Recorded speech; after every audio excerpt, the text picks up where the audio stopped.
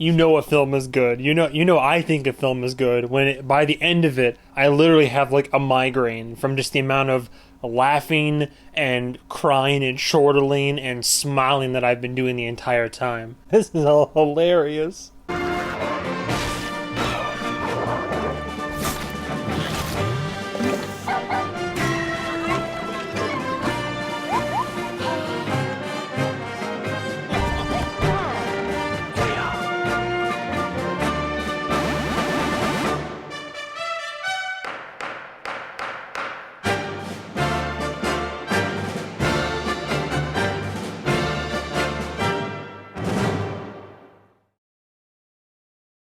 And today we have, bet you didn't see this one coming, hundreds of beavers. I thought this shirt was appropriate, all things considered. Our pal Volvi, you know Volvi. Hey kids! Get 50% off all your favorite Volvi merchandise right now! Buy it now! A Division Devolver! Buy it! Fall Devolver? No? Alright. I will admit, this is a tricky one. Apparently this first made its rounds at film festivals like back in 2022, like throughout the year. It popped up at certain festivals, but I checked online, and it got its official American release this year. So I consider this a 2024 release because... Yeah, I said so. Hundreds of beavers. Oh boy. You see the trailer, you know what you're in for, but I'll admit I didn't even know what to expect before going into this. Between the premise, the visuals, and the trailer, just like I saw the trailer and I said, "Oh, this is either going to be okay or this could be really good." I'm not sure, but man was I sold because it looked good and different, mainly different and creative, and I loved the combination of art styles, all still in black and white. Oh, I was in from the word go. This is the directorial debut, a lot of those all the time, right? Aside from some short films he did, IMDb will credit him, directorial debut of Mike Cheslick. Mike Cheslick here. I just have one thing to say to you, sir. Bravo, please make more. Just keep making film. This is so good. And then there's a very small cast, but I will say that our two leads, well, really, we have our main lead, which, by the way, our main lead, Ryland Brixton Cole Tews. First of all, what a name, what a hunk, and second of all, like, bravo, man. Bravo for this, what I can really only truly call a performance. This man is an honorary Looney Tune. It's amazing. Our other, I'll call her the other lead, but man, I just, someone who has very little in the way of IMDb credits, but Olivia Grave, ooh, what a, she'd steal my heart too. I'd let her dissect me any day. Let's just leave it at that. So you look at this trailer, right, and you're like, what the hell is this? What is this nonsense I'm seeing right now? Look, let me put it this way. I don't know, I'm not gonna say these are carbon copies of these other movies, because I've literally gotten into arguments with my friends about the comparisons and the similarities, but that's just it. Comparisons and similarities. If you like the kind of, that vein of film, right, where it's like Who Framed Roger Rabbit, or Cool World, or just, by that I mean to say films that blend different styles of like live action, whether it be people or people in fursuits, 2D, 3D animation or animations, animatics or whatnot, puppetry, props, all of that combined into one. It's a brilliant amalgamation of all those things. So in that sense, is what I'm trying to say. In that sense, it's similar to films like Who Framed Roger Rabbit, or films that blend all that together as well. I love that.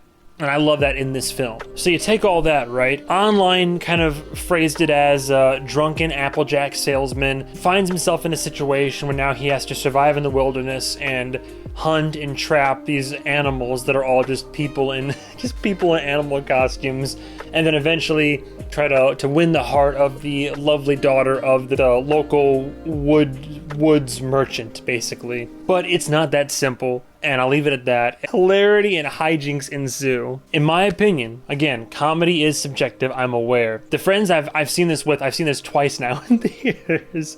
The friends that I've seen this with, most of them like it, a couple of them love it, and some respect it, but not their cup of tea. 100% understand, as I always say, comedy is what? Exactly, subjective. That being said, for me, this movie's hilarious.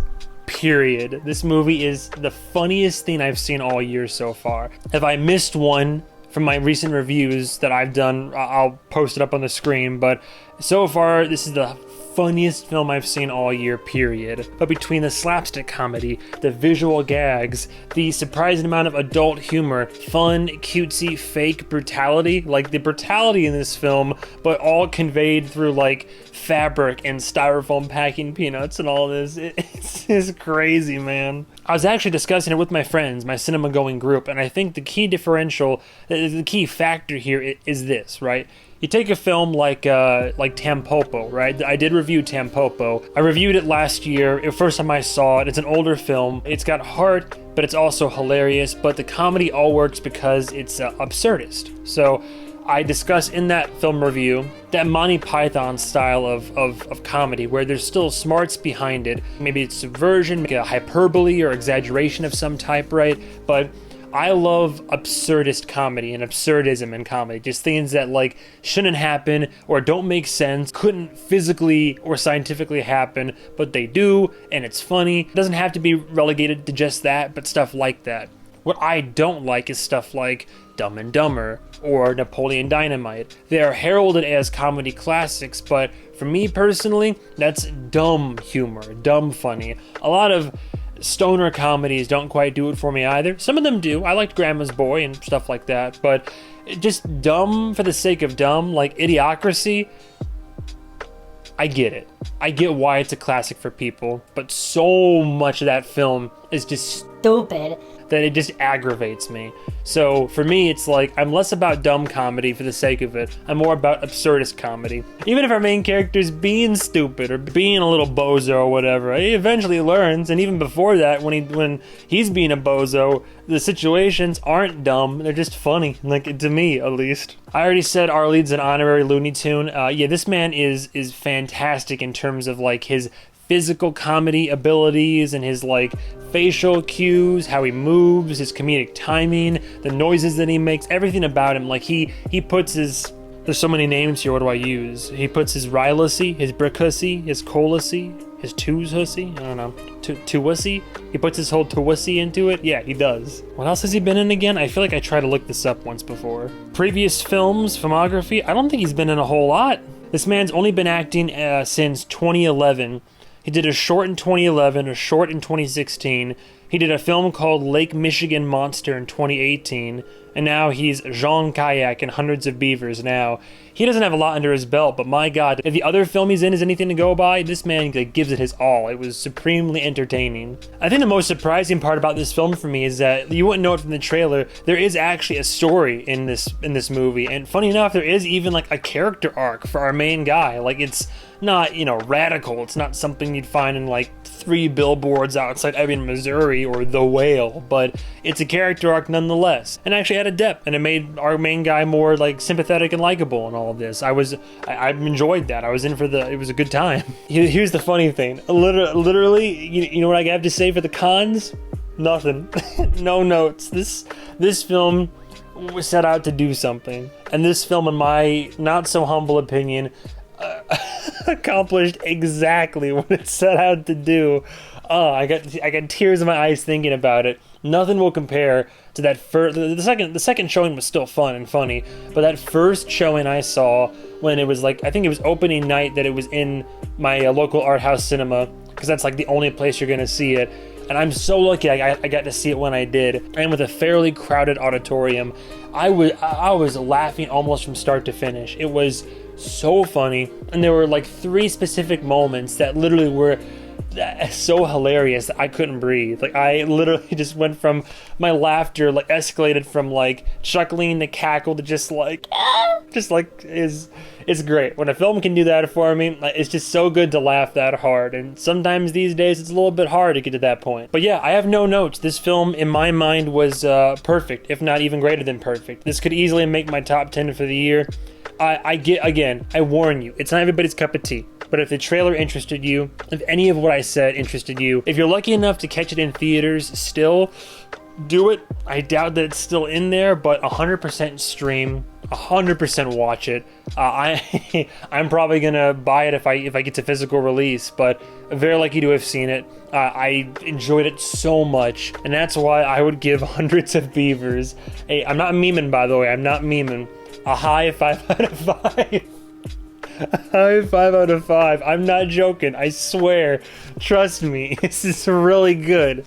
Again, it might not be your style of comedy. I 100% understand and I respect that stance. But for me, this film was like perfect. This is better than perfect.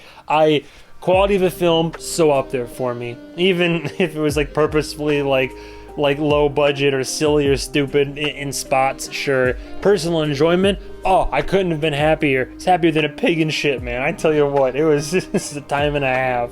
And at the end of the day, sometimes, isn't that what cinema's all about?